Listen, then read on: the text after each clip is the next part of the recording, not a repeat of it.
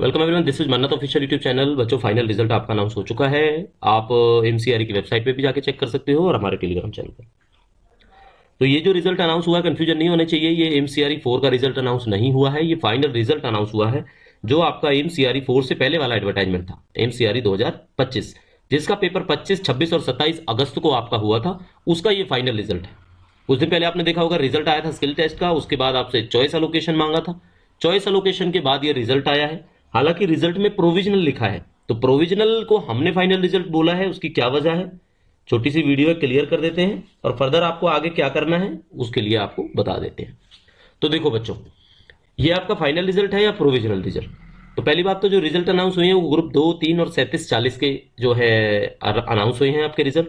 Group 2 आपका W assistant का होता है, ग्रुप 3 आपका एलडीसी यूडीसी का होता है, 37, 40 है ये कोडिंग क्लर्क और अदर पोस्टें हैं जिनका रिजल्ट अभी डिक्लेयर हुआ है। तो पहली बात तो ये रिजल्ट फाइनल है। प्रोविजनल इसको क्यों बोला गया है? प्रोविजनल इसको इसलिए बोला गया है क्योंकि इस रिजल्ट की जो कंडीशंस है, आपको रिजल्ट अनाउंस हुआ, आपकी रैंक दिखाई हुई है, कैटेगरी दिखाई हुई है, रोल नंबर दिखाई हुई है और आपको अलॉटेड इंस्टीट्यूट या हॉस्पिटल है वो शो किया हुआ है, अलॉटेड पोस्ट भी आपको दिखाई गई है। अब इसमें क्या होगा, जो कंसर्न इंस्टीट्यूट होगा उसके अंदर डॉक्यूमेंट वेरिफिकेशन का जब भी शेड्यूल होगा, आपने डॉक्यूमेंट वेरिफिकेशन के लिए जाना होगा।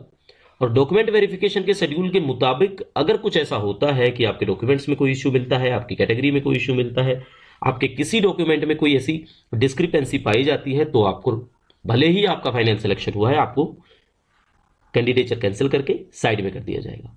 ठीक है, ये होता है प्रोविजनल का मतलब। कहने को प्रोविजनल है, वैसे ये फाइनल रिजल्ट है इफ एवरीथिंग इज ओके। अगर सारा का सारा सब कुछ आपका जेन्युइन है, ओके है, तो नो प्रॉब्लम, आपके लिए रिजल्ट फाइनल है। ठीक है, ये क्लियर हुआ।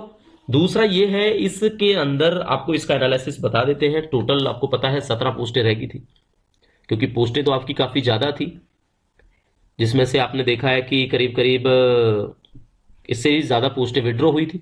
17 पोस्टें बची थी, जिसमें 2 डब्ल्यू की पोस्टें थी और आपकी 15 जाओ और असिस्टेंट की पोस्टें थी।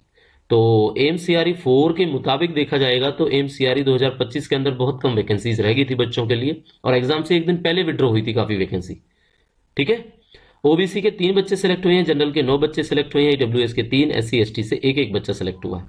डब्ल्यू में जो बच्चा सिलेक्ट हुआ है वो जोधपुर और रायबरेली में हुआ है। रैंक 1 को जोधपुर मिला है और रैंक 2 को रायबरेली मिला है। देखो, सिलेक्टेड बच्चों के लिए कॉन्ग्रेचुलेशन है, और जो बच्चे ऐसे हैं जिनका स्किल टेस्ट क्लियर था, बिल्कुल अप टू मार्क थे और वो कट ऑफ से कुछ मार्क्स से रह गए हैं, कुछ थोड़े ज्यादा मार्क्स से रह गए हैं, तो उन बच्चों को बिल्कुल भी अपनी होप को लूज नहीं करना है।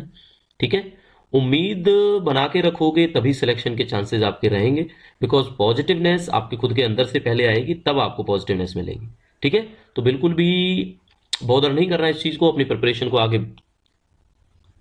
बूस्ट करना है और अपनी प्रिपरेशन को उस लेवल पे लेके जाना है कि नेक्स्ट टाइम यानी सीआरई 4 के अंदर आपको फाइनल रिजल्ट के अंदर दिखाई दो।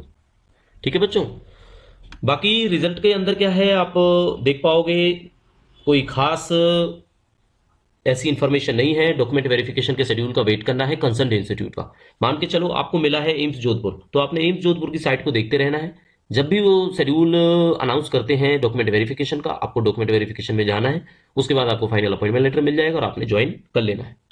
सिलेक्टेड बच्चों को हार्दिक शुभकामनाएं। जो बच्चे सेलेक्ट नहीं हुए हैं, बिल्कुल भी उम्मीद नहीं हारनी है, आप लोगों ने प्रिपरेशन को बढ़ाना है, तैयारी करनी है एक अलग लेवल पे, क्योंकि जिस लेवल के अकॉर्डिंगली हमने तैयारी की थी वो लेवल हमारा अप टू मार्क नहीं रहा।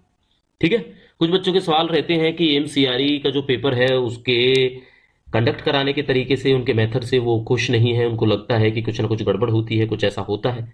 अगर ऐसे सवाल आपके माइंड में भी हैं तो हम बिल्कुल भी आपको नहीं बोलते कि आप एमसीआरई की प्रिपरेशन करो।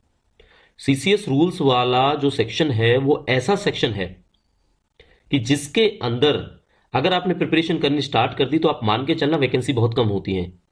सीसीएस रूल्स की जो पोस्ट स्पेसिफिक जॉबें होती हैं, वैकेंसियां बहुत कम होती हैं। इसीलिए आपने ये नहीं देखना कि 50 वैकेंसी है तो ही आप अप्लाई करोगे। एमसीआरई आपको ठीक नहीं लगता तो आप कंसर्न इंस्टीट्यूट्स में वैकेंसीज निकलती हैं, आप एक एक पोस्ट पे, दो दो पोस्ट पे अप्लाई करो।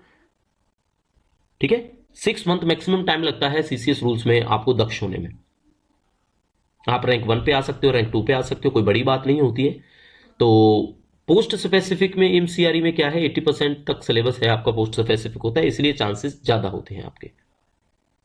ठीक है, बाकी ये पर्सनल ओपिनियन है, क्या होता है क्या नहीं होता है, बट ये आपने याद रखना है, चाहे पोस्टें एक हो, अगर आप इस फील्ड में आ गए हैं तो आपको तैयारी करनी पड़ेगी, क्योंकि एक पोस्ट पर भी आपका सिलेक्शन हो जाता है इसके अंदर, जिन बच्चों ने 6 मंथ अच्छे से सीसीएस रूल्स को, सर्विस रेगुलेशंस को पढ़ा है।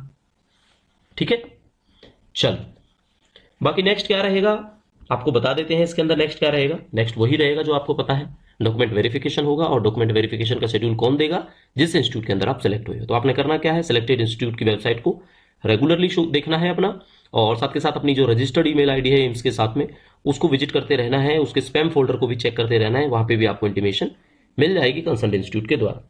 ठीक है, बाकी रिजल्ट प्रोविजनल है, क्योंकि आपको पता है कि फाइनल जो सिलेक्शन है वो डॉक्यूमेंट वेरिफिकेशन के बाद ही आपको अपॉइंटमेंट लेटर इशू होगा।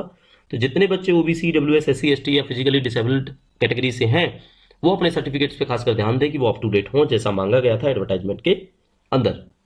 ठीक है बच्चों, चलो नेक्स्ट सीआरई कब आने वाला है, इस सवाल का जवाब अभी हमारे पास नहीं है, तो हम ये मान के चलते हैं कि नेक्स्ट सीआरई जल्दी आएगा। तो अगर प्रिपरेशन करनी है तो विदाउट वेट करे कब आएगा, आप तैयारी में लग जाओ।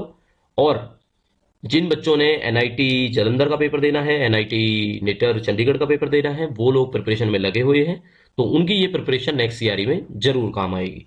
ठीक है बच्चों, मोर सीसीएस रूल्स की क्लासेस के लिए, मॉक्स के लिए आप हमें फॉलो कर सकते हैं। इन्फॉर्मेशन कोर्स से संबंधित आपको चाहिए तो 8307314291 पे व्हाट्सएप करके आप हमसे पता कर सकते हैं।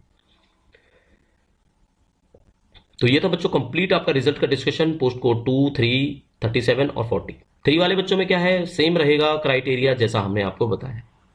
ठीक है बच्चों, मिलेंगे न्यू इन्फॉर्मेटिव वीडियो के साथ, नए सेशन में, नई क्लास के साथ। तब तक के लिए thank you and see you soon.